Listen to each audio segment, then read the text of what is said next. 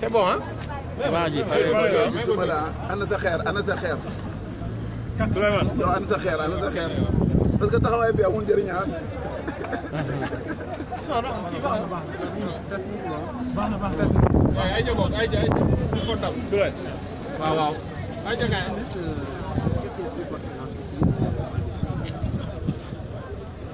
Non, je pense que ce qui m'amène aujourd'hui, c'est une chose qui concerne chaque citoyen de ce pays.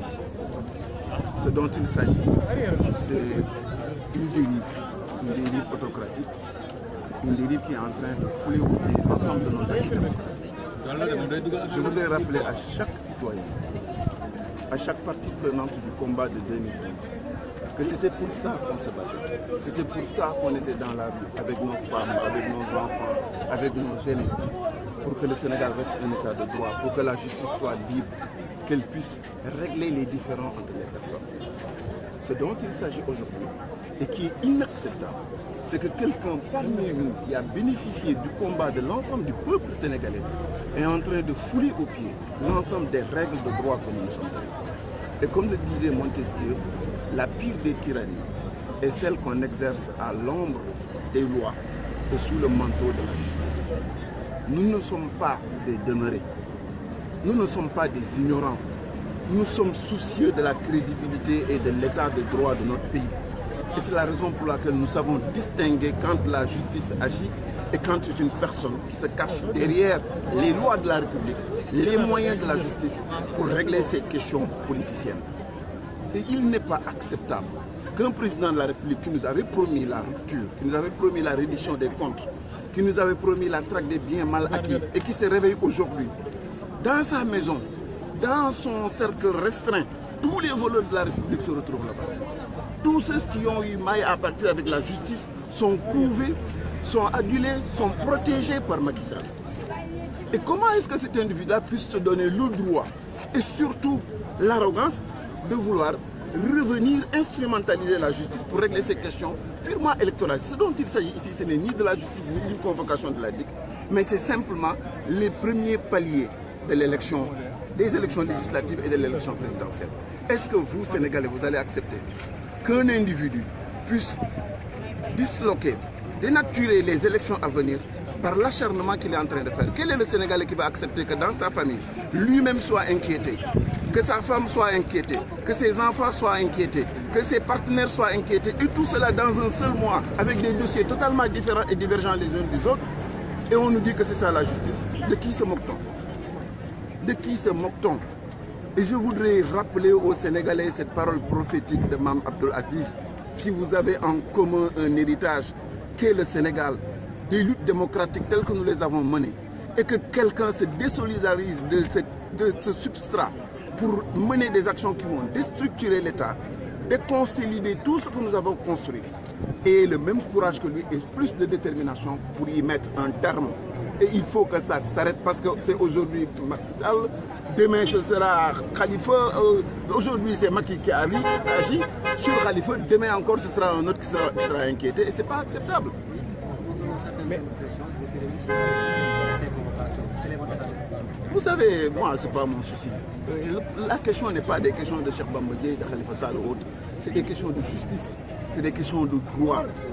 Est-ce que dans ce pays, un citoyen a-t-il oui ou non le droit d'agir conformément à ses convictions et d'agir parce qu'il pense qu'il est porteur d'un projet pour défendre son pays et asseoir plus de transparence? Est-ce qu'un autre a le droit de décider par lui-même qui doit être ses concurrents pour des élections? Parce que c'est de ça qu'il s'agit. Mais convoquer Cheikh Bamba Dièye ou convoquer un autre, ce n'est pas un problème. Ça ne fera bouger personne. Vous croyez que tout ce monde-là, c'est une armée de demeurés qui sont ici? Mais c'est des citoyens, c'est des responsables, c'est des pères de famille qui connaissent ce que c'est que la République, qui connaissent ce que c'est que la loi.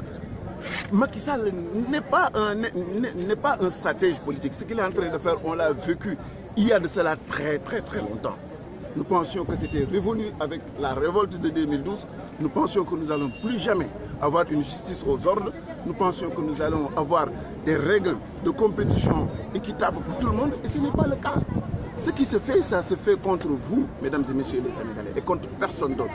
Ne vous trompez pas, Khalifa n'est pas la cible, c'est vous la cible. On veut vous forcer quelqu'un sans pour autant vous donner la liberté de choisir parmi plusieurs Sénégalais. Et il s'agit de rien d'autre. Voilà, sa teewaay.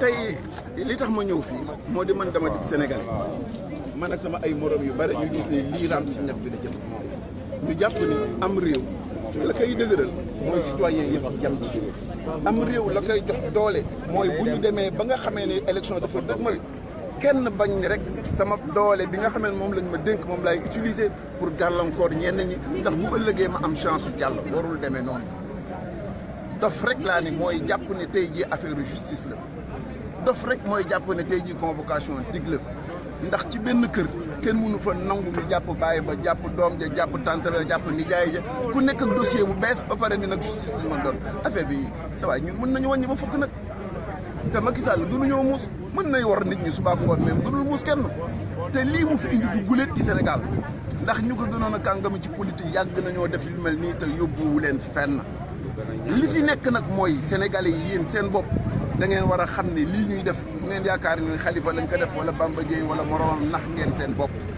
yéen lañ ko def ndax boo moomee sa réew war a mën a tànn ci sa teeyu bakkan ñu seet ñi nga xamee ni sa yaakaar fa la nekk rocci leen tëj leen wala brimer leen wala wàññi seen doole kookee bu leen waxee daf leen bëggal seen jàmm daf leen di nax te kuy jàpp sàcc ku nekk nag boo gisee sàcc yu mag yi wër Macky Sall war nga am lu la doy sëkk ak barke man mënumaa nangu nga ni ma da ngeen na loxo yëpp set te yow sa loxo gën a tilim loxo yëpp maa wax ni man Cheikh Bamba Dièye ni ab yéeféer bu bëggee nëbb yéeféeram day tabax jàkk ju bare jàkk taxul nga matal say julli yóbbu nit ñi dik taxul nga nekk nit ku jub te am réew kilifa mooy matal réew te Sëñ Tuubaa dafa ni wa man tawassala bi waasilin wasal wa man tawassala bi aksifin fasal nee na ku aju si ku mat daal di mat ku aju si ku des daal di des ñun li tax ñu jël ndàdd dekk avant ndàdd te du ñu dem fenn mooy dañoo fekk cuune gu mat sëkk jiital ko mu nekk tappalekat bu wér péng bëgg ñoo teg diil jaay ñu affaire bëgg jëm suñu kaw te benn nandite moo gën camion ngaa ka